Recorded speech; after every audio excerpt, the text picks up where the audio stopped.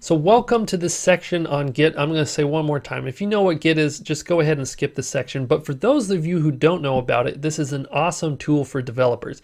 Basically, the most simple way I can explain this is Git allows you to put save points in your code so that as you're developing, you make these things called Git commits so that at any point your code starts to break, things go bad, you can always go back to previous versions of your code. That's one big benefit if you're working by yourself. But if you're working with a group, Git is awesome because everyone can contribute different pieces to the project and you can download other people's progress and you can have different versions of the code going out. It can get really, really complex, but we're going to stay pretty simple here.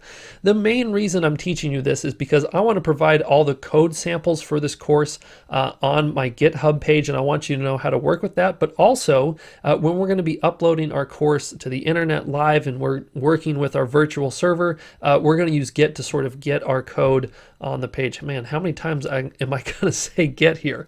So let's go ahead and dive into a quick video showing you how to get started with Git.